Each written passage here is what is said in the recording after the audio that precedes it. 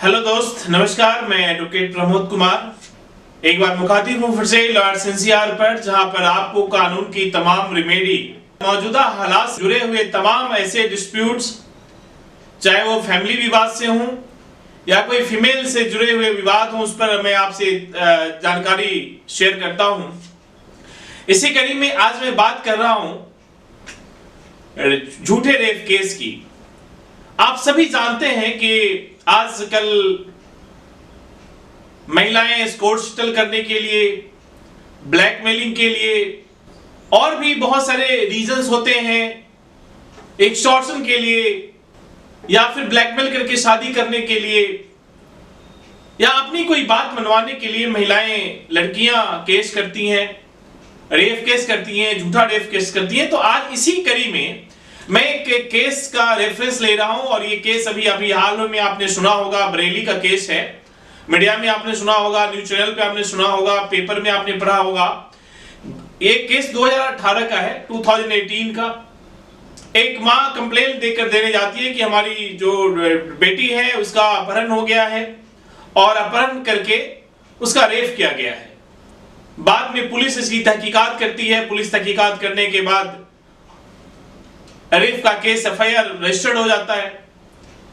लड़की बाद में बयान देती है कि हाँ उसके साथ रेप हुआ था। लड़की की माँ भी कहती है कि भी इसके साथ अपहरण हुआ, किडनैप हुआ, किडनैप के बाद इसको रेप किया गया। और जिस पर रेप का एलिगेशन लगाया उसका कुछ अजय कुमार कुछ नाम था, जिस पे रेप का एलिगेशन लगाया जाता है, वो व्यक्ति जेल में चला जाता है। 4 सालों तक वो जेल में रहता है। इस बीच स्टेटमेंट, गवाही, सब चीज होती है। 4 साल के बाद लड़की कहती है कि नहीं, हमारे साथ ना तो किडनैपिंग हुई और ना हमारे साथ रेप हुआ। ये जो एफआईआर की गई है वो झूठा है, वो फॉल्स है, इसमें कोई सच्चाई नहीं है।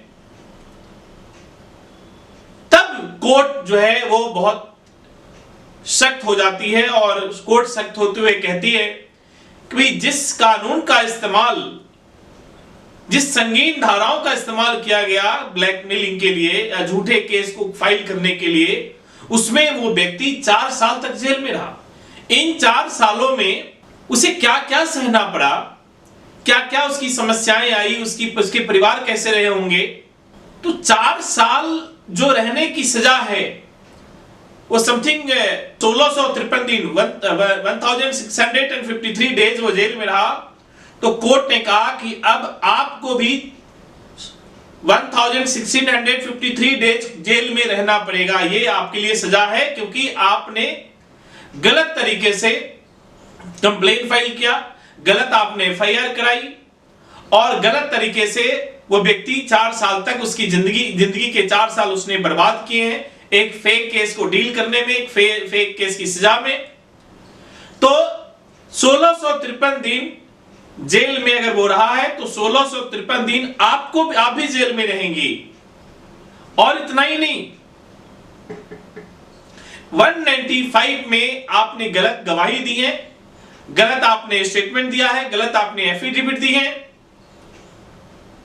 तो इसके तहत जो एडिशनल डिस्ट्रिक्ट मजिस्ट्रेट है उसने 5,90,000 रुपए का पनिशमेंट भी दिया गया कि ये पैसा इनको देना पड़ेगा जिन्होंने 4 साल गलत सजा काटी है, क्योंकि इन 4 सालों में उनके परिवार में का आय का कोई स्रोत नहीं रहा होगा। तो इन 4 साल का जो कंपेंसेशन है वो आपको देना पड़ेगा। झूठी गवाही के साथ पुलिस का टाइम आपने बर्बाद किया। वो आदमी बेचारा 4 साल से सजा काट रहा है क्योंकि आपकी गवाही के बेसिस पे ही उसको सजा मिली थी। तो कोर्ट ने ये टिप्पणी किया।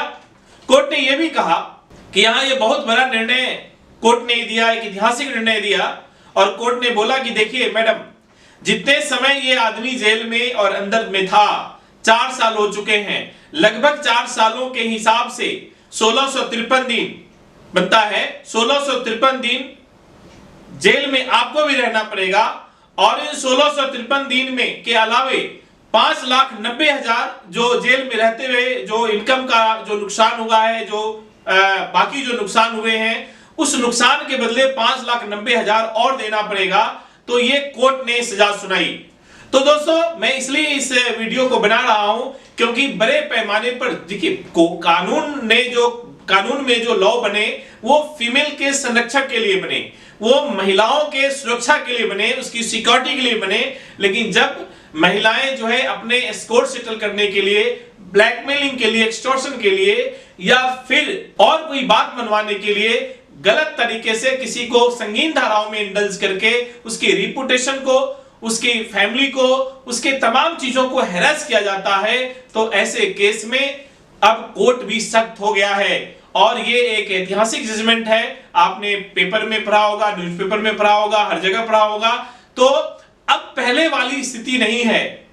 अभी हाल ही में सुप्रीम कोर्ट ने 498 के केस में, क्रुएल्टी के मामले में भी सभी जो केस है उस केस को तत्काल जो है वो क्वैश करने की बात कही। तो ये तमाम चीजें अब कोर्ट को भी दिख रहा है, कोर्ट को भी लग रहा है जुडिशरी को डेमोलिश किया जा रहा है, जो जुडिशरी का इस्तेमाल अपने स्कोर सेटल करने के लिए किया जा रहा है, फैब्रिकेटेड, फॉल्स एंड फॉल्सली इंप्लीकेट करके केस किया जा रहा है। तो अब सुप्रीम कोर्ट सहित बहुत सारे कोर्ट जो है वो सख्त हैं। कोई भी फीमेल अगर आपके खिलाफ कोई फैब्रिकेटेड केस करती है, आपको एक्सटॉर्ट करने के लिए या ब्लैकमेल करने के लिए आपको झूठा केस करती है, अगर सच्चा केस है तब तो है ही है, अगर झूठा केस करती है तो आपको डरने की जरूरत नहीं है। आपके स्क्रीन पर मोबाइल नंबर है, आप संपर्क कर सकते हैं, आपको बाइज्जत बरी कराएंगे और ऐसे केस से आपको बाहर निकालेंगे और साथ ही केस करने वालों को जेल भेजेंगे, केस करने वालों को पनिशमेंट दिलाएंगे, केस करने वालों को सजा दिलाएंगे।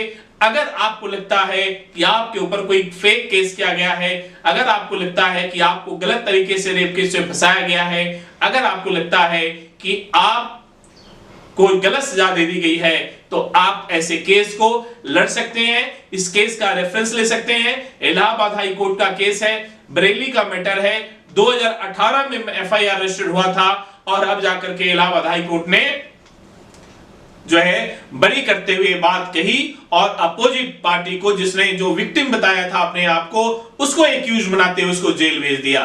तो होपफुली आपको वीडियो अच्छा लगा होगा। ऐसे ही किसी जानकारी के लिए अगर आप जुड़ना चाहते हैं तो आप लॉर्ड्स एनसीआर को सब्सक्राइब कर लीजिए, लाइक करिए, कमेंट करिए और अगर आप कोई और वीडियो बनवाना चाहते हैं तो आप कमेंट बॉक्स में लिखें, आपकी बातों को कंसिडर करेंगे और अगले किसी नेक्स्ट एपिसोड में, नेक्स्ट सेशन में आपके हिसाब से वीडियो बनाएंगे और आपको बताएंगे कि इस पर जुडिशरी प्रक्रिया क्या है, कानूनी प्रक्रिया क्या है। अगर आपको किसी केस में फंसाया गया है तो आप कैसे इसमें से निकलेंगे, कैसे आप बचेंगे, कैसे आप सेफ होंगे। मैं तमाम कानून के उन जो उधेड़ बुन है उसकी सर्जरी करके मैं आपको बताऊंगा कि किस तरीके से आपको बचाया जा सकता है, निकाला जा सकता है। और अगर आपका केस कोई जेन्युइन भी है, आपके ऊपर कोई ऐसा केस हुआ है, तब भी आप संपर्क कर सकते हैं। आपको बचाने की, आपको निकालने की, बाइज्जत बरी कराने की हमारी जिम्मेदारी है, हमारी कोशिश है। बहुत बहुत शुक्रिया सुनने के लिए। आप लाइक करिए, सब्सक्राइब करिए। आपको कैसा लगा वीडियो